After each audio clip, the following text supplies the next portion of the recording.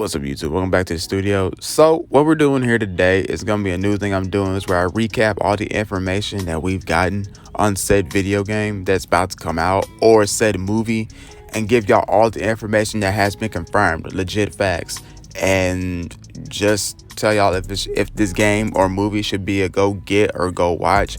Wait for the price to drop, but just don't get it at all. And today, first episode, Resident Evil Village, or Resident Evil 8 to some people.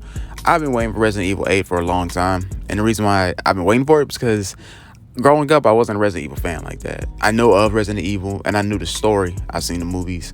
Didn't really own the games like that. I just played at a friend's house, but me personally, being a big fan of it, wasn't really something that was meant to be until I played Resident Evil 7. And Resident Evil 7 had switched me to like, all right, man, I think I should give the series a try. Then I ended up playing Resident Evil Remake 2 and a remake for the third game. And all of it's been pretty dope. I actually do like Resident Evil. Then caught up with the story. Story's pretty long, but it's worth sitting down and watching. There's so many YouTube videos out there that discuss this timeline of Resident Evil. So I highly suggest y'all go give it a watch if you don't know nothing about the Resident Evil lore at all. But with Resident Evil 8, it's something totally different. Like, it took us all for left field. Some people are bashing it because it's not all Biohazard or, man-made monsters, because that's what Resident Evil is all about. Every monster you come across is man-made. It's nothing from like folklore. It's not like a curse or anything like that. Everything is man-made. So that's what people liked about Resident Evil. It just wasn't one of those type of creature from the Black Lagoon type stuff. Even though there can be a creature from Black Lagoon, it just has to be man-made. So the first thing I want to get into is, what are we doing? Like, what's the purpose of Resident Evil 8? So the purpose is this: Ethan Winters and his girlfriend, now wife, I think they've always been married, but haven't gotten back together. I think this takes place it's at 5 years after Resident Evil 7, and Ethan and Mia are living a happy life. Now, if I was Ethan, I would have divorced her ass when we first got back, because if you play Resident Evil 7, you see all the crap that he went through, it was worth a divorce. And I would have got with Zoe. But then again, she probably got some issues too. But living happy life. There's a folktale that Mia tells Ethan about, which I think will play a very, very, very huge part of the story. And I feel like Mia has really something to do with the reason why all this stuff is going down, just like she did in Resident Evil 7. Chris Redfield pops up, kills Mia, kidnaps their, I think it was a newborn baby. I don't know how old Rose was. Oh, I don't think they said. But she gets kidnapped, and Chris takes her to some remote village out in Europe. I think it's in Europe. And your boy Ethan has to get up, put his big boy drawers on, and go save his daughter. Now, that's about as all I know for the story. We got 4 villains, and I only know... No, actually, we got 5 villains, and one of the 5 is the main antagonist, named Mother Miranda. I honestly thought Lady Dimitrescu was going to be the main villain. Her and her daughters was going to be the main ones that we're going to be dealing with them the whole game. But come to find out, it's her, this dude named Eisenberg, this woman who has a puppet, and we have some merman looking dude. Dude's really ugly in the face. But Mother Miranda is the one that's pulling all the strings, because come to find out, she has a lot of influence on the village. And as you can see, when you go look at the 4 houses with their crest, in the middle is an umbrella. And honestly, I think Umbrella has never... Everybody thinks Umbrella has been taken down, but honestly, I don't think Umbrella's been taken down. I think Umbrella's just been laying low, like Hydra from Marvel. How they hid in S.H.I.E.L.D. Think of it like that. Because there's a new Umbrella. It's called Blue Umbrella. But it's still Umbrella. They just decided to change their colors and give it a new name. So I think Umbrella has a lot to do with this. Now, a lot of people were complaining about how, these ain't man-made monsters. These are like werewolves because they got lichens and all that stuff. And I'm like, hold your horses, ladies and gentlemen. Hold your horses. These lichens and these werewolves could be man-made, because you can make a werewolf, honestly. All you got to do is splice human DNA with a werewolf or wolf DNA, and boom, bam, thank you, ma'am, you got yourself a werewolf. I mean, come on now. We all don't watch science fiction movies throughout the years. Anything can pretty much be man-made. You just got to, study and work on it. You know what I'm saying? But that's all I know for now. I just know that Mother Miranda is pulling the strings. I know Rose got kidnapped, and Rose plays a very, very huge part in this. I low-key think that Mother Miranda is Mia, or maybe a clone of Mia, because, the mold and all that jazz. I don't know, but I do believe that they are connected with the connection that Mia was working with, and also somewhere in there, I think the connection is Umbrella, the original Umbrella, and they just decided to change their name so that Redfield and everybody else can come after their asses. So we're just waiting to see. It's coming out Friday. I'm looking forward to it. Now let's get into some gameplay type stuff. Now with the gameplay, I said a lot of cool stuff about it. Like, you get to go hunt for food now. And I'm like, well, crap. I'm not good at it when it comes down to ESO because, hunting down, try to make food. I'm just now learning how to do that the correct way. But you can do it in this as well. You also get a merchant, the big fat dude that comes out of his little, I think it's like a little kiosk, I think it is. But he comes out of there, he sells you all these weapons and all that stuff. And it's funny because somebody has said this, and this is how you know that, everybody always tries to put logic into video games. He said, how is this dude still alive? How is he still alive? Like, if I would have known he was selling weapons to the enemy, if he was one of the, the leaders of one of the houses, and he found out that he was helping the enemy, I'll take him out so Ethan wouldn't have nobody, to buy weapons from and just in game right there.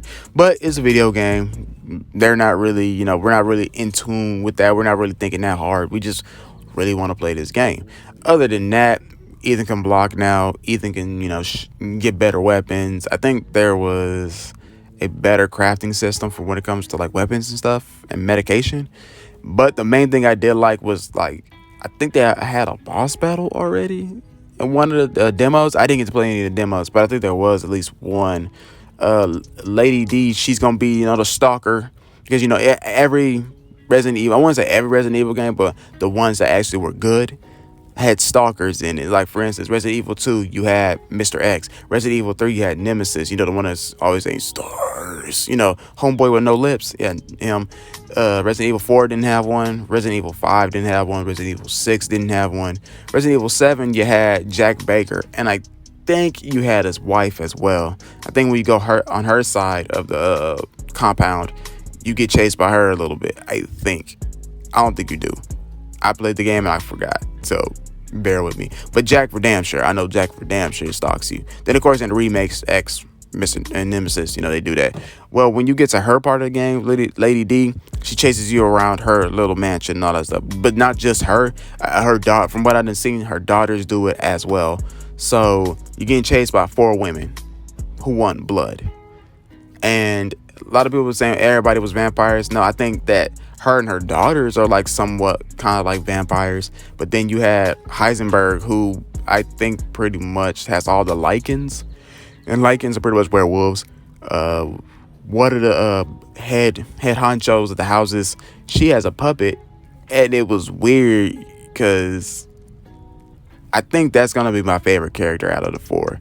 I don't know why. I just think it's going to be my favorite one. Besides Mother Miranda and Lady D. But I think the gameplay is going to be smooth. It's made for the newer consoles, but we're getting it on the PS4 and the Xbox One. I got mine on PS4. So that's that. So where are things going to go from here afterwards? Like I said, I don't really know much about the story, but I've been hearing a lot that this might be Ethan's last game. He might die in this game. And I've been hearing that a lot recently. And I don't want to believe it because I want to know more about this guy, because we don't really know much about Ethan at all. We barely even know what his day job was before he even decided to go out to Louisiana and save his wife. We don't know if, he had anything to do with biohazard type stuff in the first place. I would also like to know about Mia, more about Mia. Like, was she a good person? Because she worked with the Connections, and with the Connect, they were bad people. So was she a bad person? I just want to see their stories fleshed out more, and also Chris Redfield as well. Because why is he going down the route that he's going down? And can he turn into a werewolf? And if so, why was he forced to become one, or he did it by choice? One of the two. It's mainly what's gonna happen to Rose is my main question. Why do they want Rose out of all the babies in the world? Why they pick Rose? And I think the reason why they picked Rose was because of Mia. Mia probably has some stuff done to her, tested on, and now that she's old enough, and I guess she might have probably said no to Lady D and Mother Miranda and them. Instead, it was like, fine, we'll just take your firstborn child. Or she probably promised her firstborn child to this cult, and maybe she thought that she could run away from this and they weren't gonna find her, but they used one of the best Resident Evil characters of all time, Mr. Chris Redfield, to come and find them. Because they work with Umbrella. And come to find out, Umbrella, the original Umbrella, just changed his name to Blue Umbrella so nobody could say anything. I know it's kind of, like, what the fuck? What are you talking about? Like, you're all over the place with this. I know. But Resident Evil story's always been all over the place. So, I'll put it like this. Mia is going to play a large, huge role like she did in the last game. But the funny thing about her character in this game is she's dead.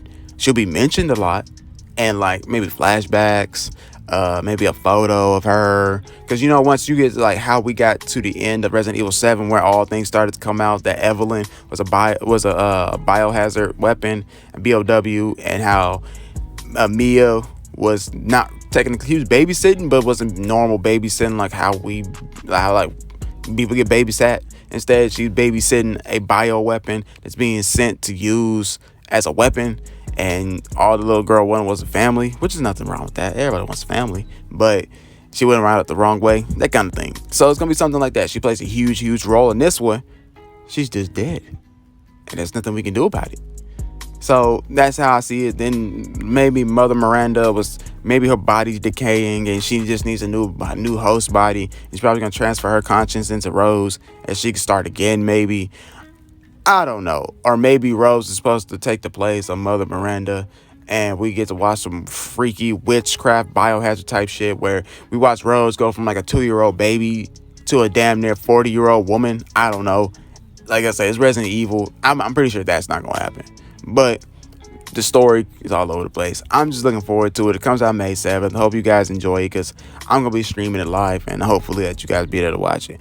But other than that, guys, I love y'all. Hope y'all being safe. Peace.